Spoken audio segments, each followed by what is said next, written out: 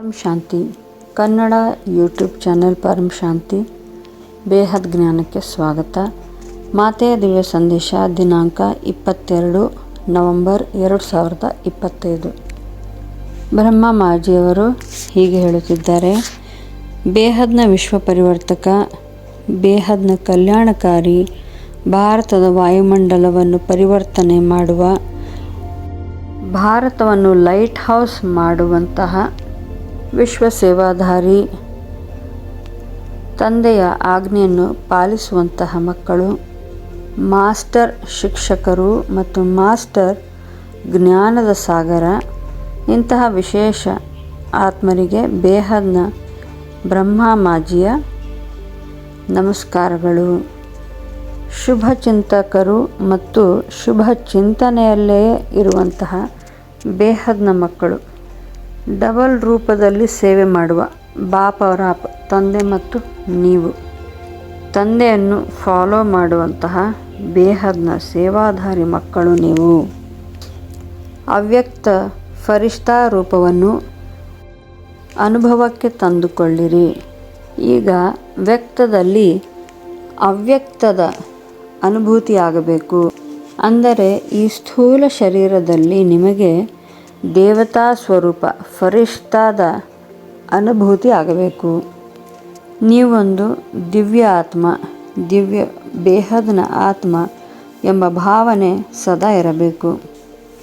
ಹಾಗೂ ಸದಾ ಭಾರತದ ನಕ್ಷೆಯಲ್ಲಿ ನೀವು ಪರಂ ಪ್ರಕಾಶವನ್ನು ಹರಡುತ್ತಿದ್ದೀರಿ. ಭಾರತವು ಲೈಟ್ ಹೌಸ್ ಆಗುತ್ತಿದೆ ಎನ್ನುವ ಅನುಭೂತಿಯನ್ನು ಸದಾ ಪಡೆಯಿರಿ. ಭಾರತದ ನಕ್ಷೆಯ ಸುತ್ತಲೂ ನೀವೆಲ್ಲರೂ ಎಲ್ಲ ಬೇಹದ್ನ ಆತ್ಮರು ನಿಂತಿದ್ದಾರೆ ಮತ್ತು ಭಾರತದ ನಕ್ಷೆ ಮಧ್ಯದಲ್ಲಿ ಬಾಪೂಜಿಯವರು ನಿಂತಿರುವುದನ್ನು ಕಾಣಬೇಕು.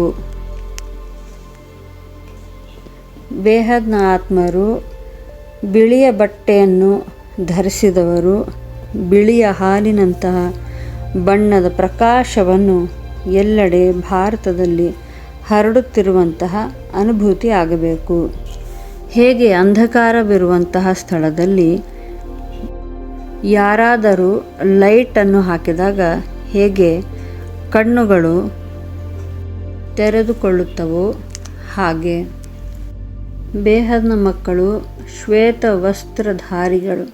ಇವರನ್ನು ನೋಡಿ ಸಾಮಾನ್ಯ ಆತ್ಮರು ಇವರು ಯಾರು ಎಂದು ಯೋಚಿಸಬೇಕು.